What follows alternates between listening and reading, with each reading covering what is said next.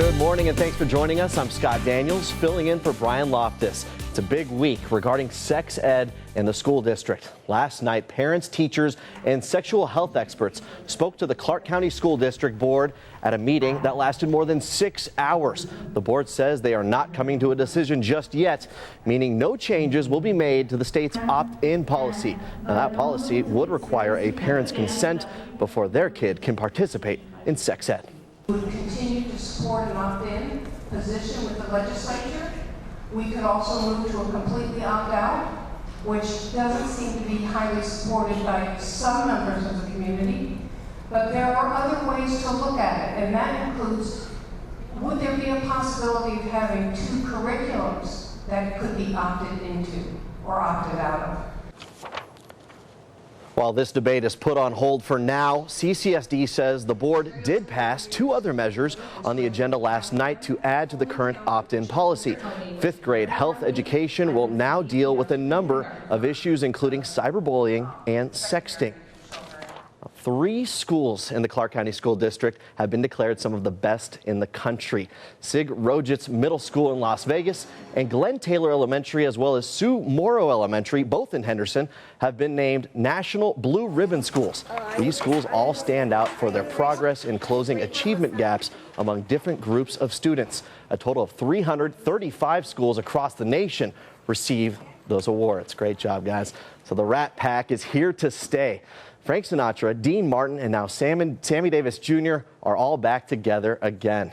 Officials renamed part of the industrial road near the Strip after Sammy Davis Jr. The dedication ceremony was held at the three-way intersection where Sammy Davis Jr. Drive, Frank Sinatra Drive, and Dean Martin Drive now all meet. Davis's family members joined Clark County Commissioner members and local entertainers for the event. Sammy's daughter told us the honor was a long time coming. It's lovely, and everything they did is like so good for Dad. I'm so proud of him, and I'm so happy for this city and what they've done for my dad. It's really cool.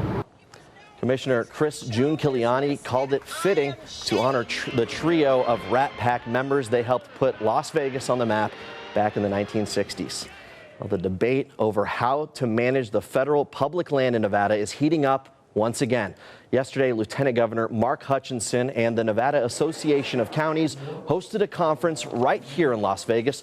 The president of the NAC likened the situation to having an absentee manager and insists that the push for local control is in the state's best interest. It has nothing to do with the land grab. It has to do with preservation of the land and preservation of the resources that all of us here in Nevada depend on. Clark County Commissioner Chris June Kiliani says she does not want special interests to dictate how the land is managed. Hutchinson says they're trying to work with, not against, the federal government. If you want to learn more about how we've gotten to this point, go to our website, lasvegasnow.com. Check out the I-Team's Rebellion on the Range series. It's linked under the stories we mentioned. Metro Police are looking to talk to 2 people who they say might know something about a deadly fight. They released this video that you see on your screen with 2 people wanted for questioning. Police say the incident happened outside of a Walmart near Charleston and Arville last Wednesday. Police say 72-year-old James Northcutt got into a fight after a dispute with another driver. Northcutt went to the hospital where he died several days later. If you recognize these 2 people on your screen, you're asked to call Crime Stoppers. You can remain anonymous. A new report shows there are still strong ties between organized crime and illegal gambling. The American Gaming Association just released this at the Global Gaming Expo taking place in Las Vegas. Just last year, 80 operators in 28 states were convicted of running illegal gambling businesses. The report found groups like the Armenian Power Gang and La Costa Nostra are using illegal gaming to fund their criminal enterprise. The American Gaming Association is working with law enforcement and the private sector to help combat illegal gambling. Now, speaking of gaming, local casino workers are pushing for a smoking ban in their workplace. They say it's affecting their health. They rallied outside of the Sands Expo and Convention Center yesterday. They're targeting gaming executives who might be in town for the Global Gaming Expo.